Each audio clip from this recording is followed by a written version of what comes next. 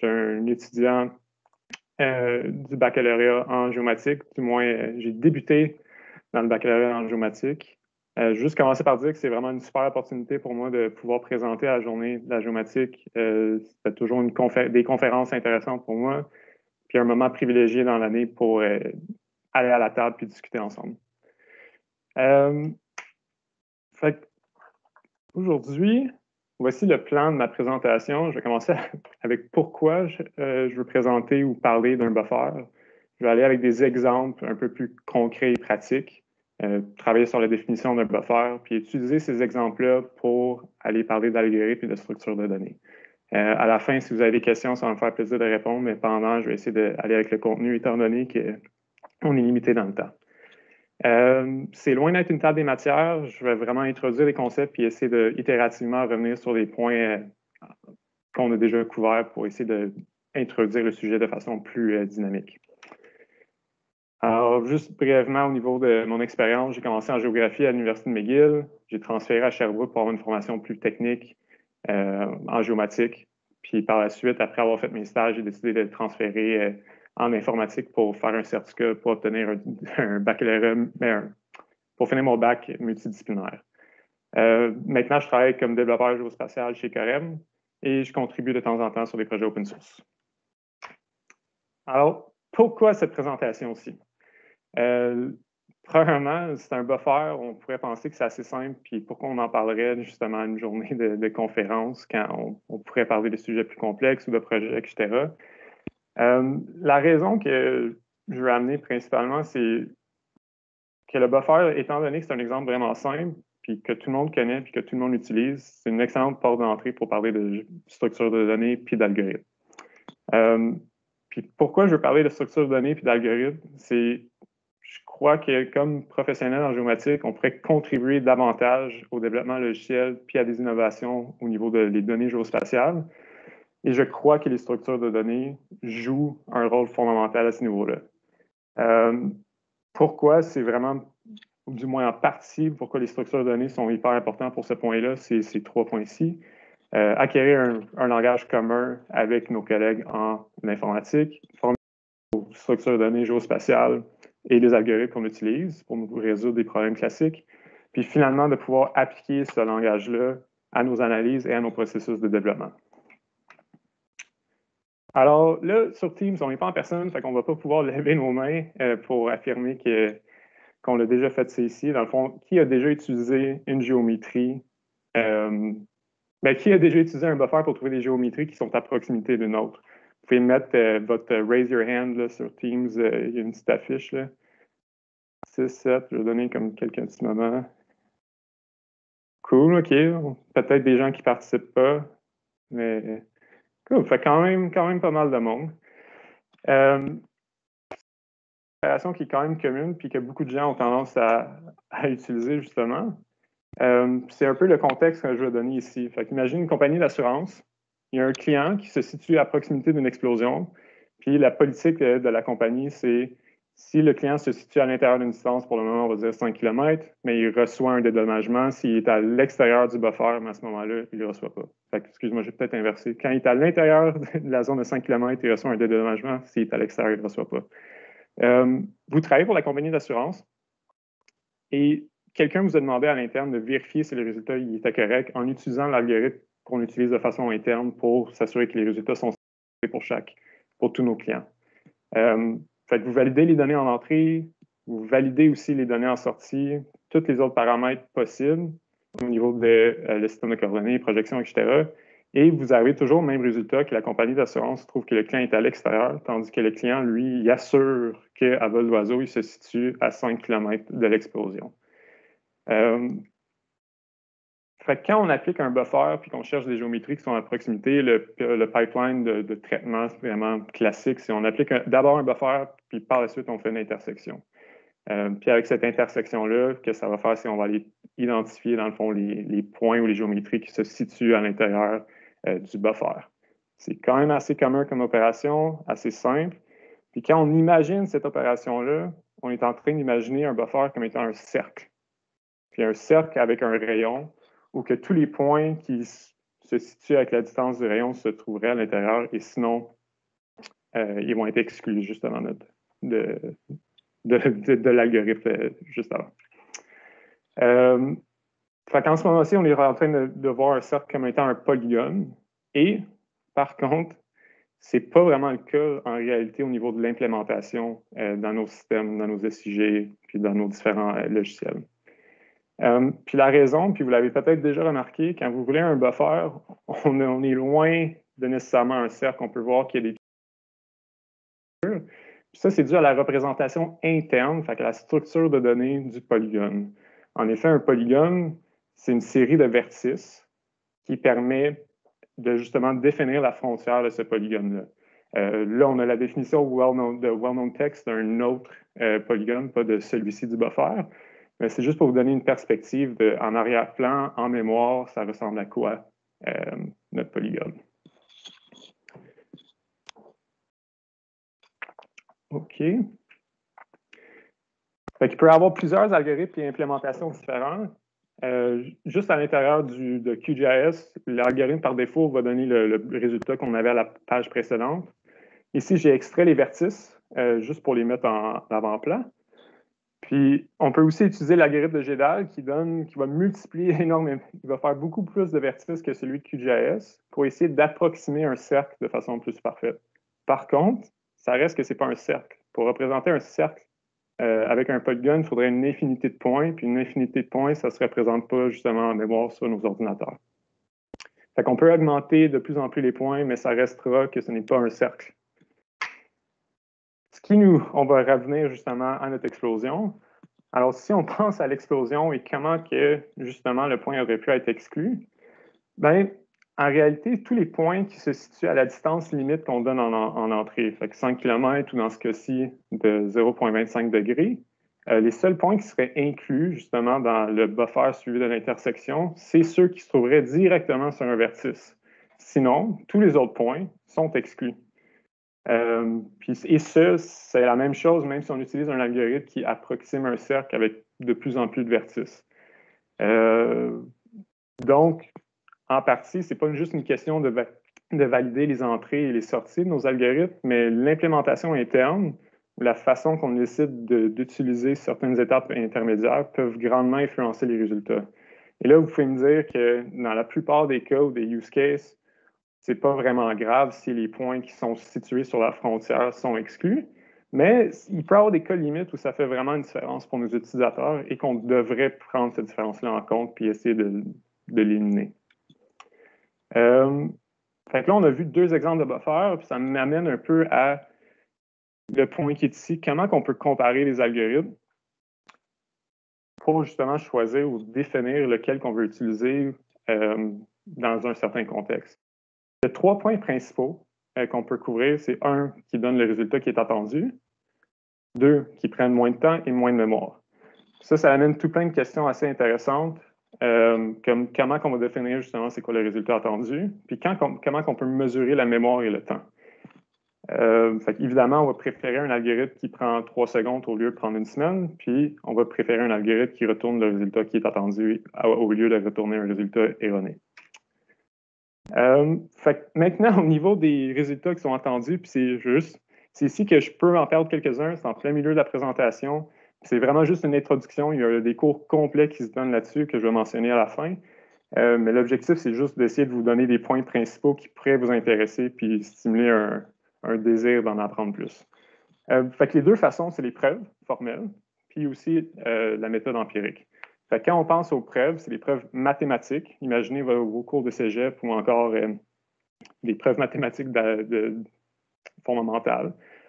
Puis on peut appliquer ces preuves-là avec certaines techniques adaptées directement à notre code ou à nos algorithmes pour définir qu'ils vont toujours donner le résultat attendu dans tous les scénarios possibles.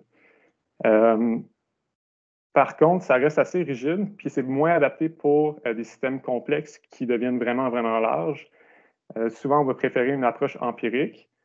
Puis une approche empirique, on va plutôt définir des scénarios communs avec tous les cas limites, et on va s'assurer que l'algorithme, pour ces scénarios-là, retourne le résultat qui est attendu. On n'est pas en train de prouver qu'il marche pour toutes les entrées possibles. On est en train prouver qu'il marche pour certains scénarios spécifiques. Fait que si on revient à notre exemple pour parler des résultats attendus, une preuve formelle voudrait démontrer que pour chaque point, l'algorithme va retourner, ou pour chaque géométrie, en utilisant l'algorithme de buffer intersection, il va retourner toujours le même résultat, mais le résultat attendu. Par contre, c'est ça qui est assez intéressant, c'est que pour prouver qu'un algorithme ne fonctionne pas, il suffit d'avoir un seul exemple où il ne fonctionne pas. Fait que ce qu'on a démontré avant avec le point qui était situé à l'extérieur, mais à 5 ou à 0,25 degrés, mais qui n'était pas inclus dans notre algorithme, serait suffisant pour prouver que l'algorithme ne retourne pas le résultat attendu. Tandis qu'au niveau empirique, ce qu'on pourrait faire, c'est plutôt définir des points à l'intérieur du buffer, définir des points qui seraient à l'extérieur de la distance ou du buffer, puis définir plusieurs points qui seraient à la distance limite maximum, fait que tout le long du buffer. Puis ces points sur la frontière permettraient de justement attraper les cas où notre buffer ne fonctionnerait pas, mais où que l'algorithme de buffer intersection ne fonctionnerait pas. Fait qu'un algorithme correct pour le problème SEO, à la place d'utiliser une géométrie intermédiaire pour après ça faire une sélection sur les points qui se situent à l'intérieur, vraiment tout ce qu'on aurait besoin de faire, c'est calculer la distance entre les différentes géométries et avec une distance en entrée ici, appliquer une sélection ou une condition simple qui va aller vérifier la distance calculée si elle est inférieure à celle donnée en entrée et retourner les géométries seulement où cette condition-là est répondue. Fait qu'encore une fois, on n'a pas besoin de passer par la géométrie intermédiaire, même si ça donne des résultats inattendus. Maintenant, pour mesurer le temps et la mémoire, il y a d'abord l'approche empirique qui est sûrement celle que tout le monde est familier avec. C'est simplement, on va exécuter le code sur notre machine. Puis idéalement, on va l'exécuter plusieurs fois pour essayer d'avoir une distribution, à cause qu'il peut y avoir des variations entre le temps qu'un algorithme va prendre d'une exécution à l'autre. Et par la suite, on est capable de comparer cette distribution-là de l'algorithme, cette distribution d'exécution de l'algorithme avec avec la distribution d'un autre algorithme pour essayer de dire, OK, je préfère celui-ci comparativement à celui-là. Par contre, ça demande qu'on exécute le code. Si on roule des algorithmes très complexes qui peuvent prendre des semaines ou des mois ou avec des entrées très grandes, obtenir une distribution de ces algorithmes-là peut être très peu pratique. Puis c'est très dépendant justement des conditions environnementales ou de la machine sur laquelle on travaille. Si on pense plus en termes de complexité, la complexité, c'est quoi? Il y a vraiment tout un domaine en informatique sur le sujet. Puis juste généralement, c'est une fonction mathématique qui permet de donner un ordre de grandeur du nombre d'instructions qui va être exécuté d'un algorithme pour une certaine entrée n. C'est ça qui est un peu sur le graphique à droite. L'objectif, c'est vraiment de classifier les algorithmes dans une famille grand O, grand O de n à la n ou grand O de 1, ce qui est en temps constant. Et on s'intéresse justement à des entrées qui sont infiniment grandes, quand ils tendent vers l'infini. Parce que quand on est dans des petites entrées, peu importe l'algorithme qu'on va exécuter, il va retourner un résultat dans un temps qui est négligeable. Par contre, si on utilise une entrée à, mettons, 6 millions de points de lidar ou des images raster avec des millions de pixels avec plusieurs bandes, mais à ce moment-là, il faut qu'on pense justement à quand l'algorithme tend vers l'infini. Puis on va préférer les algorithmes qui prennent un temps constant indépendamment de la grandeur de l'entrée que les algorithmes qui s'exécutent en temps exponentiel et qui ne vont jamais retourner un résultat. Je vais sauter ça par souci de temps. Puis là, on va changer de guerre un peu. On va revenir à un autre exemple classique d'utilisation d'un buffer qui peut être fait. Dans ce contexte-ci, j'ai déménagé à Québec. J'ai des amis qui sont venus me visiter cet été pour aller grimper à Kamouraska, qui est un des sites les plus beaux au Québec pour grimper. Puis il n'y avait plus de site de camping disponible, donc ils regardaient pour trouver un motel ou un hôtel assez peu cher, justement, pour rester pour une semaine. Ils sont allés sur un site, ils ont trouvé un super bon prix à 77 $ par nuit. Ils étaient vraiment contents, ils l'ont booké. Puis, ça, le problème, c'est que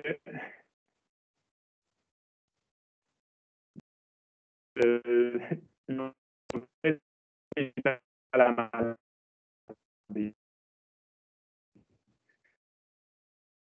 un buffer est utilisé pour trouver les autres.